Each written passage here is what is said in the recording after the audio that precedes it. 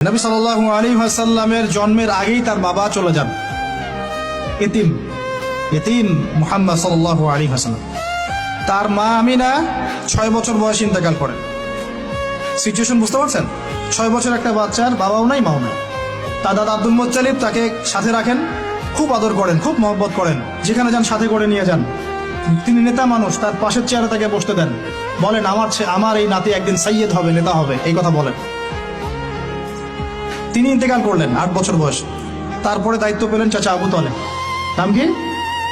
এই 8 বছর বয়স থেকে নিয়ে নবী সাল্লাল্লাহু আলাইহি ওয়াসাল্লাম নবী হয়েছেন 40 বছর বয়সে, আর মক্কায় ছিলেন 13 বছর, প্রায় 53 বছর।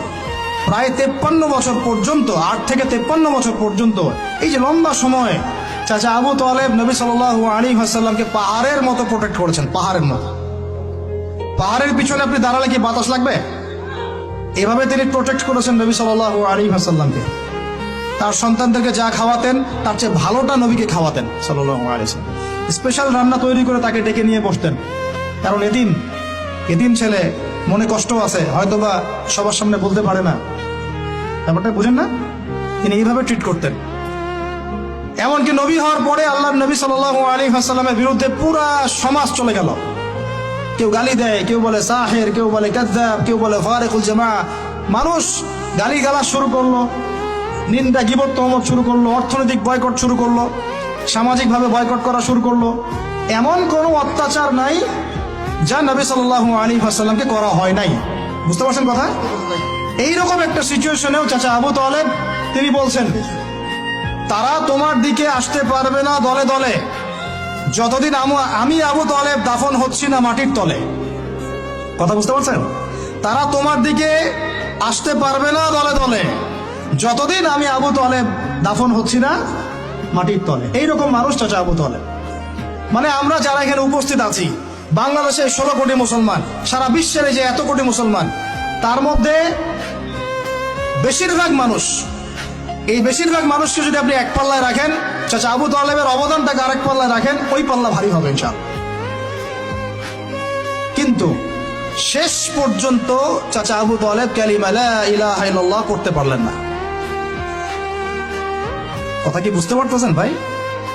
নবী সাল্লাল্লাহু আলাইহি ওয়াসাল্লাম বারবার বলতেছেন, চাচা খালি একটাবার কালিমা পড়েন, আমি আল্লাহর কাছে আপনার জন্য সুপারিশ করব, আমি আপনাকে জান্নাতে নিয়ে যাব, চাচা খালি একটাবার সাক্ষ্য দেন, শাহাদা দেন।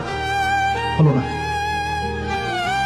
হাদিসের মধ্যে আসছে চাচা আবু তালেবকে জাহান্নামের সবচেয়ে উঁচু স্থানে রাখা হবে, যেখানে তার পায়ের গোড়ালি বা টাকনু পর্যন্ত আগুনে পুড়বে, এতেই তার মগজ টকবক করে ফুটতে থাকবে। নাউযুবিল্লাহ।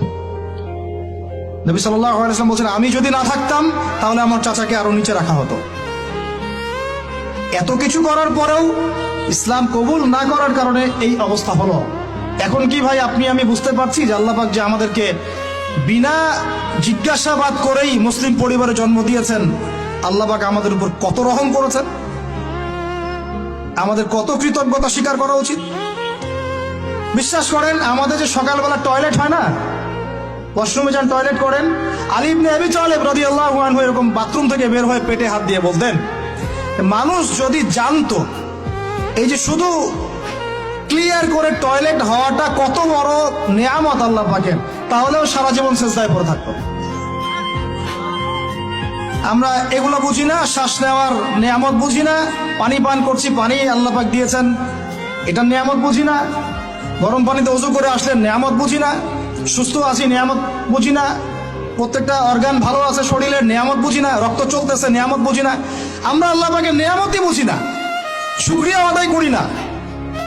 আর ওই যে কালিমা লা ইলাহা ইল্লাল্লাহ আল্লাহ পাক পড়ার তৌফিক দিয়ে মুসলিম বানিয়েছেন, এটা তো মোটেই বুঝি না। কত বড় নেয়ামত আল্লাহ দিয়েছেন আর কত ইহসান আল্লাহ করেছেন। এইটা জাস্ট আজকের লেকচার শুনে বুঝে বাসায় চলে যান, তাহলে ইনশাআল্লাহ আপনার একটা কৃতজ্ঞতাপূর্ণ হৃদয়ের সৃষ্টি হবে।